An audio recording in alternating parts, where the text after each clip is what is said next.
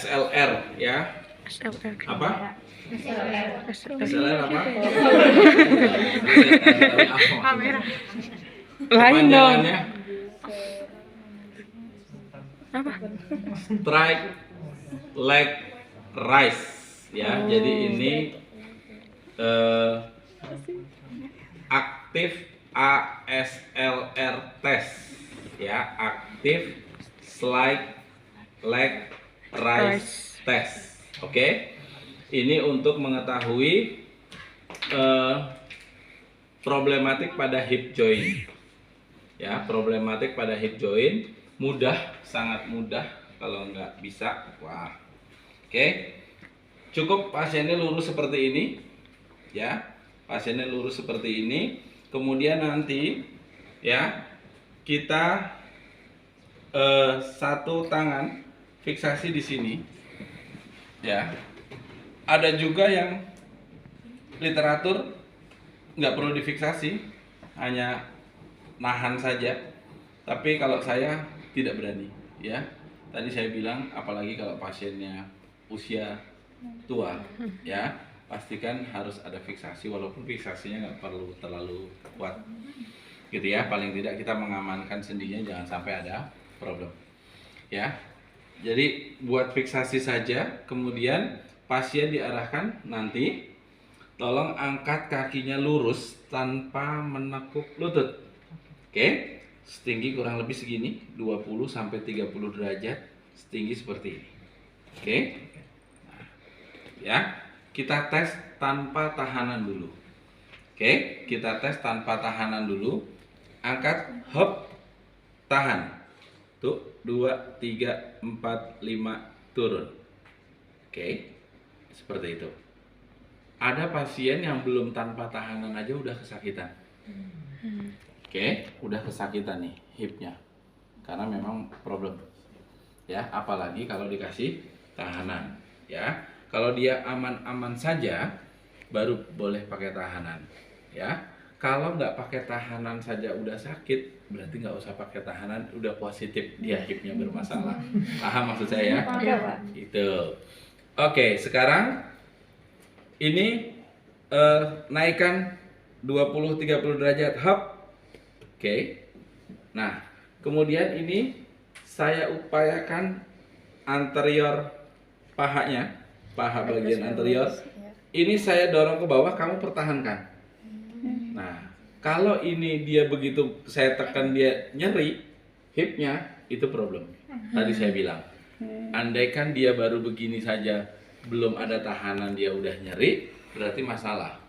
Apalagi kalau dia angkat 20-30 derajat, oke, tahan. Oke, turunkan pelan-pelan. Oke, seperti itu. Itu yang pertama, ASLR test. Aktif, Strike. slide, Right. leg, rise, test.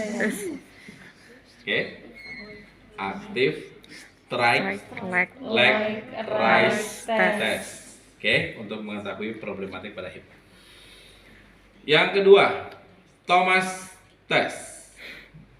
Ya, Thomas test. Udah tahu juga? Oke. Ini untuk mengetahui kontraktur ya pada hip flexor atau pada iliotibial band. Ya. Jadi dia memendek ototnya, tidak bisa fleksibel. Ini biasanya kasus pada atlet ya. Kalau udah pasca cedera, akhirnya larinya jadi bermasalah gitu ya. Seperti itu. Atau gua tadi saya bilang tuh kasusnya Muti sama tadi temennya yang satu lagi yang dia tidak fleksibel gerakannya ya. Gitu. Jadi kalau kalian di rumah ya atau di manapun gitu ya, kalian coba deh ingat-ingat aja. Kamu hari ini dari tadi pagi kamu bangun tidur sampai sekarang jam 10 lewat 6 menit, kamu udah melakukan gerakan ini belum? Belum. Udah. Di kereta. Nah, artinya ada yang udah, ada yang belum. Dan saya pastikan banyak yang tidak melakukan, kecuali dia biasa ngulet Iya. dia bangun tidur. Aku. Ya, kecuali dia banyak ngulet.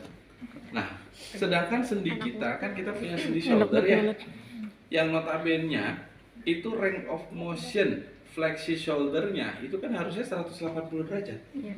Yang notabene harus selalu lurus. Bagaimana kalau kita tiap hari tidak melakukan gerakan ini? Artinya ini tidak terpelihara ini range of motion ini. Sementara kita di sini biasa nulis, biasa main handphone, laptop, nunduk semua, yang posisinya nunduk semua. Belum nanti pulangnya dibebani tas, betul nggak? Akhirnya maintenance pemeliharaan sendi shouldernya kurang. Akhirnya dia mengalami weakness, lemah, karena dia tidak terlatih untuk dilakukan gerakan seperti ini. Akhirnya ketika kalian mengalami satu insiden saja, contoh tiba-tiba lagi naik kereta, atau naik bis gak dapet tempat duduk, tiba-tiba ngerem, kalian langsung ngerespon, blok pegangan, entah itu besi, entah itu pegangan atas, tiba-tiba kesakitan. Karena apa? Karena tidak terbiasa melakukan gerak peregangan. Padahal kalian sudah diciptakan harusnya selalu dipelihara gitu sendi-sendinya, ya, gitu, ya. Karena ketika satu sendi, kapsul sendi itu tidak digunakan, sesungguhnya range of motion-nya akan terbatas. Dia nggak pernah melakukan gerakan maksimal. Akhirnya ototnya, kemampuan ototnya yang harusnya bisa full ROM, karena nggak pernah digunakan, ya dia beradaptasi dengan range of motion yang biasa dia lakukan aja. Biasanya dia cuma bisa segini doang kok. Yang dia lakukan nggak pernah sampai full 180. Ya, kalau yang pakai kaos masih mending. Pakai kaos baju, ya kan? Suka begini. Tapi kalau yang pakainya kemeja, ya segini-segini lagi aja nggak berani pakai. Ya nggak? Iya, kalau pakai kaos kan kadang dari atas tuh, ya nggak? Iya. Ya, kayak gitu. Maksud saya, sendi itu kalau nggak digunakan sesuai dengan range of motion normalnya, dia akan beradaptasi dengan gerakan tersebut.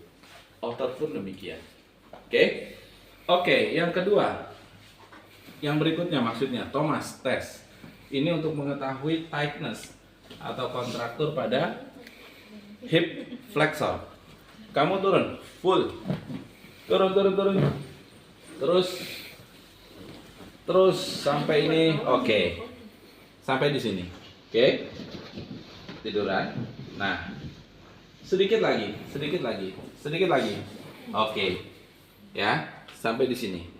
Nah, kemudian yang sisi kanan, saya berarti yang saya mau tes sisi kiri ya.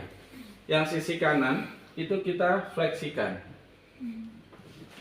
Yang sisi kanan kita fleksikan, hop, sekian. Minta si pasien tahan pada dua tangannya.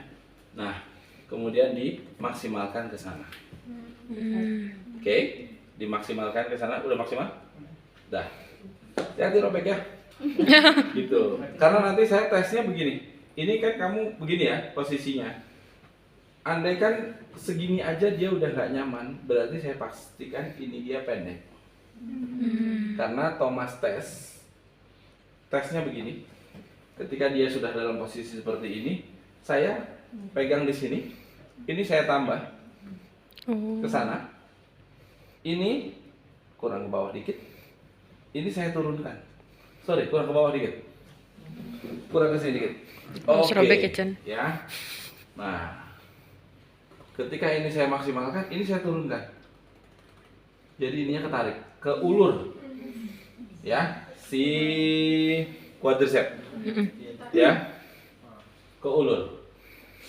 Kalau dia mengalami pemendekan, ya, baru saya giniin aja, ini belum saya tekan, dia pasti akan ngangkat ininya. Ngerasa sakit kalau ini dijatuhkan seperti ini ngerasa sakit, berarti ini kemungkinan nama dia akan diangkat. Atau ini dia melenting, kayak orang ngangkat gimana? Nah gitu, palanya nggak ngangkat, ininya melenting. Ya, jadi kayak orang nahan sakit pinggang. Oke, kayak orang nahan sakit pinggang. Apalagi kalau ininya saya tekan. Oke, nah kalau dia sampai kesakitan di daerah paha sininya, berarti dia mengalami pemendekan pada otot flexor hip atau quadriceps atau iliotibial band. Paham? Oke. Terakhir, Trendelenburg, ya. Yuk sini, turun ke bawah. Ini gampang kayak orang dansa, ya. Seperti ini, berhadapan, maju dikit. Oke, jangan dirapatkan. Nah, selalu ketika berdiri dalam kondisi kayak anatomis gitu ya, posisinya. Ini kita pegang, oke? Ini kita pegang. Kemudian kaki kanan kamu, yang satu kamu buat seperti ini. Oke, tunggu dulu. Kalau kita dua-duanya begini nggak mau kita beradu. Saya contohin dulu. Oke, ini begini. Kemudian begini, posisikan begini. Ya, posisikan keluar begini. Kamu tahan kira-kira 5 atau 8 detik. Ya, kalau dia nggak kuat, berarti stabilisasi hipnya jelek. Ya, kalau dia nggak kuat menahan di posisi itu, berarti stabilisasi hipnya jelek. Ya, mau begini. Aduh, pegel. Gitu ya. Oke. Yuk. Seperti ini. Angkatnya kanan. Dorong ke dalam. Good.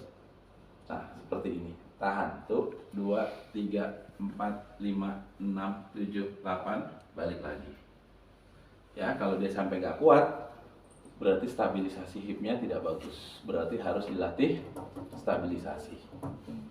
Gitu. Berarti sudah 5. Mau diulang? Yang 3 tambahan barusan? Apa aja tadi?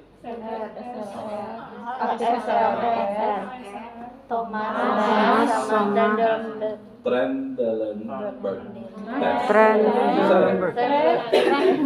Ntar saya tulis di papan. 5 ya, buat hip saya kasih 5 tes. Back. Ya, tolong Back. diingat-ingat. Lain. Oke. Nggak bisa back. Oke, saya